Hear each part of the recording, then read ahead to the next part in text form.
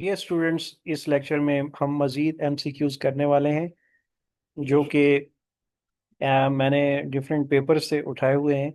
I hope कि ये आपको बहुत फ़ायदा देंगे। तो आइए स्टार्ट करते हैं।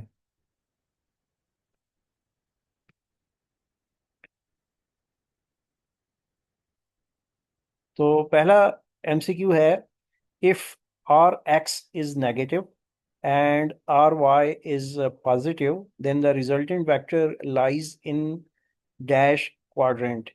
तो हमारे पास जो ऑप्शंस हैं सेकंड, थर्ड, फोर्थ, फिफ्थ। तो अगर आप इस क्वाड्रेंट सिस्टम पे देख लें, जहाँ जहाँ मैंने यहाँ पे दिया हुआ है ताकि आपको अंडरस्टैंड करने में आसानी रहे। क्वाड्रेंट वन में X positive, Y positive. Quadrant two में एक्स नेगेटिव, क्योंकि एक्स एक्सिस का एक्स ये वाला पोर्शन जो है जो कि नेगेटिव साइड पे होता है, इस वजह से एक्स नेगेटिव। और वाई का ये वाला पोर्शन पॉजिटिव है, तो इस वजह से यहाँ पे पॉजिटिव। थर्ड क्वाड्रेंट में आते हैं तो एक्स भी नेगेटिव और वाई भी नेगेटिव। और फोर्थ में आते हैं तो एक्स पॉजिटिव, वाई नेगेटिव। तो इसको आपने जहन में रखना है और इस बुनियाद पर आपने इस तरह के एमसीक्यूज को सॉल्व करना है। तो यहाँ पे कहा जा रहा है कि R x is negative and R Y is positive. तो अब आप देख लें कि इसमें एक्स का कौन सा, एक्स कहाँ पर जाकर नेगेटिव है और साथ में आर वाई पॉजिटिव रहता है। तो मेरे ख्याल में आप यहाँ पर अगर फोकस करें क्वाड्रेंट टू में, तो यहाँ पे एक्स नेगेटिव है, वाई पॉजिटिव है, तो यहाँ से हमें क्लू मिल जाता है कि इसका सही आंसर है सेकंड, यानी ऑप्शन ए। तो क्योंकि क्वाड्रेंट टू ही में एक्स लेस होता है और वाई ग्रेटर देन जीरो होता है। तो ये इसकी एक्सप्लेनेशन भी साथ मैंने मेंशन कर दी है। सेकंड मल्टीपल चॉइस क्वेश्चन है, a force of 10 Newton is acting along the x axis, which of the following is the magnitude of its y component? देखिए जी, 10 न्यूटन की जो फोर्स है वो along x axis लग रही है।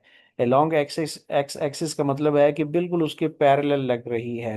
which of the following is the magnitude of its y component? तो ऐसी सूरत में जब फोर्स ही x एक्सिस के पैरेलल लग रही है, तो ऐसी सूरत में तो y कंपोनेंट के बनने का कोई चांस नहीं है। तो इस वजह से हमारे पास जो ऑप्शंस हैं, ए ऑप्शन में 10 न्यूटन, बी में 10 टू स्क्वायर रूट एन, सी में 0, डी में 1 न्यूटन। तो चूंकि कोई चांस ही नहीं है वाई कंपोनेंट के बनने का, क्योंकि 10 न्यूटन फोर्स एक्स एक्सिस के अलोंग लग रही है, तो ऐसी सूरत में हमारे पास ऑप्शन सी दुरुस्त है। ठीक है जी, 0 न्यूटन। तो इसकी एक्सप्लेनेशन क्या हो गई? A vector along X axis has know why component. अच्छा, तीसरे एमसीक्यू की तरफ चलते हैं जी। तीसरा एमसीक्यू है हमारा, A force of 10 Newton makes an angle of 30 degree with the y-axis. Which of the following is the magnitude of its x component? देखिए जी, एक फोर्स 10 न्यूटन की लग रही है, 10 न्यूटन 30 डिग्री का एंगल बना रही है वाई एक्सिस के साथ। तो यहाँ से अगर आप देखें तो हमसे पूछा जा रहा है कि एक्स कंपोनेंट का मैग्नीट्यूड बताएं। ठीक है, जिस तरह से हमारे पास वेक्टर रिजोल्यूशन का कंसेप्ट है, तो वाई एक्सिस के लॉन्ग 30 डिग्री का एंगल है। तो यहाँ पे जो एफ वाई कंपोनेंट जिसका बनता है, वो बनता है कॉस के साथ, क्योंकि वाई एक्सिस के साथ 30 डिग्री का एंगल बना रहा है। तो वो बनता है कॉस के साथ, और जो एक्स के साथ इसका बनेगा वो साइन के साथ बनेगा। तो सिंपली हम लगा लेंगे F x equals F sine of 30 degree. तो 30 आपके पास 0.5 की इक्वल होता है, 1/2 की इक्वल होता है, तो वो 10 मल्टीप्लाई विद 1/2, तो आपके पास 5 न्यूटन आ जाएगा। तो आप चेक कर लें आपके पास ऑप्शन कौन से हैं जी। बिल्कुल ऑप्शन ए जो है उसमें 5 न्यूटन है, तो सिंपली आपके पास 5 न्यूटन इसका आंसर आ जाएगा। अच्छा, 4 नंबर एमसीक्यू है, if are X and are Y both are negative then in which quadrant does the resultant vector lie? अब आर एक्स और आर वाई दोनों नेगेटिव हैं, तो अब आप ये इसको आप जहन में रखिएगा। तो अब आप देख सकते हैं कि ये क्वाड्रेंट थ्री में एक्स और वाई दोनों नेगेटिव हैं, तो इसलिए इसका ऑप्शन जो है हमारे पास सी बन जाएगा, क्योंकि सी थर्ड क्वाड्रेंट है। और थर्ड क्वाड्रेंट में क्या है जी, एक्स लेस देन जीरो होता है, वाई लेस देन जीरो होता है। अच्छा, next, how many rectangular components does a vector have in space? Space में हम हमारे पास एक वेक्टर के कितने रेक्टेंगुलर कंपोनेंट्स होते हैं? तो ये बहुत ही सिंपल क्वेश्चन है। ऑप्शन ए में 2 है, बी में 3 है, सी में 4 है, डी में 5 है। तो सही आंसर है बी, 3। तो स्पेस में किसी भी वेक्टर के लिए रेक्टेंगुलर कंपोनेंट्स कितने होते हैं जी? 3 होते हैं। तो इसकी एक सिंपल एक्सप्लेनेशन हो गई along X Y and Z axis. ठीक हो गया। अच्छा जी, next, at which angle with the X axis are the magnitudes of rectangular components of vector equal. अब आपको, जैसे कि यहाँ पे भी रेक्टेंगुलर लिखा है, यहाँ पे भी रेक्टेंगुलर लिखा है, तो रेक्टेंगुलर का मतलब क्या है जी? मतलब है 90 डिग्री एंगल के साथ वेक्टर्स का, कंपोनेंट्स का आपस में होना।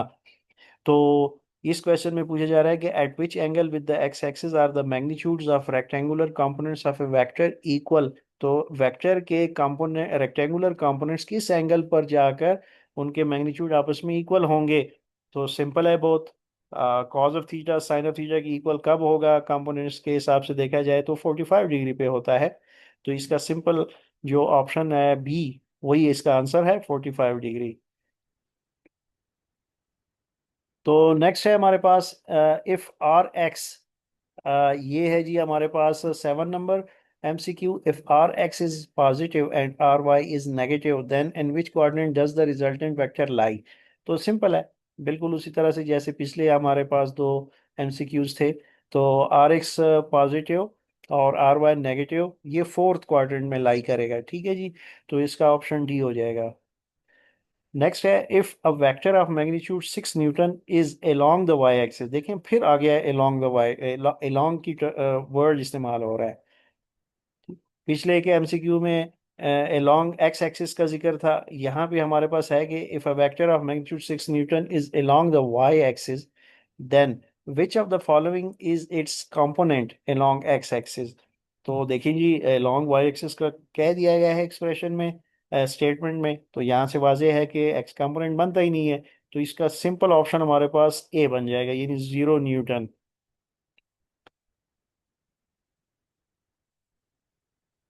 नेक्स्ट है हमारे पास MCQ 9।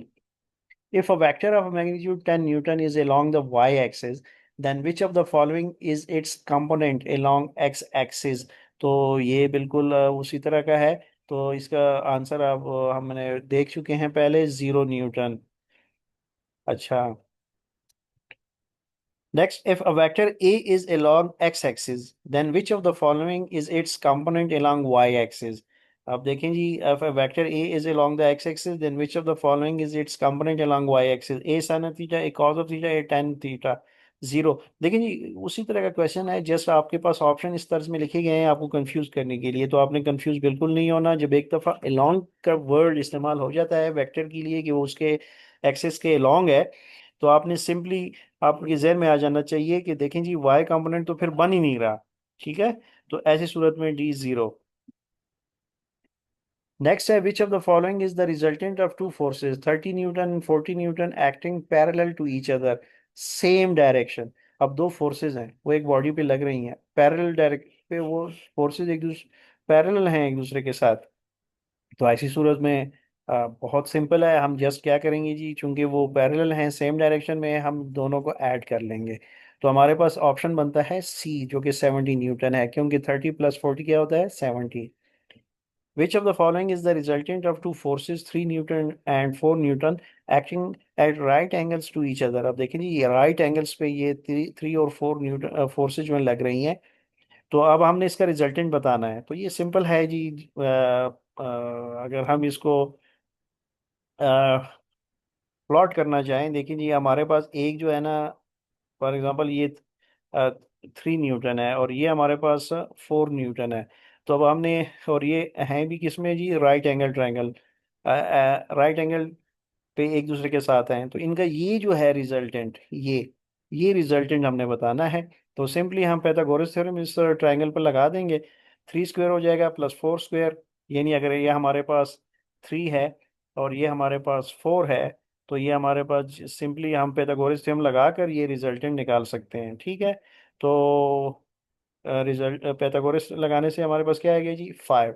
तो हमारे पास इसका सही ऑप्शन हो जाएगा 5। नेक्स्ट है, which of the following is the resultant of two forces 5 Newton and 12 Newton making an angle of 90 degree which either each other. ये भी बिल्कुल उसी तरह का क्वेश्चन है। जस्ट ये नंबर जो हैं ये यहाँ पे 5 न्यूटन है और यहाँ पे 12 न्यूटन लगा दिया गया है, लिख दिया गया है, और एंगल का इस दफ़ा स्पेसिफाई कर दिया गया है। एंगल स्पेसिफाई कर दिया है 90 डिग्री, यहाँ पे जस्ट उन्होंने राइट एंगल से लिखा। तो आपने इस चीज़ से बिल्कुल नहीं घबराना, आपने फोकस रखना है स्टेटमेंट पे और समझ के आगे से चलना है, ताकि आपका आंसर जो है वो सही निकले। तो सिंपली आप पाइथागोरस थ्योरम बिल्कुल लगा लेंगे, क्योंकि अब जस्ट यहाँ पे मेरे पास 5 है और यहाँ पे मेरे पास 12 है। तो उनका मैं पाइथागोरस थ्योरम लगा कर मेरे पास आंसर आ जाएगा। तो आंसर है 13। तो सिंपली आपके पास सी ऑप्शन आ जाएगा। Thank you so much dear students.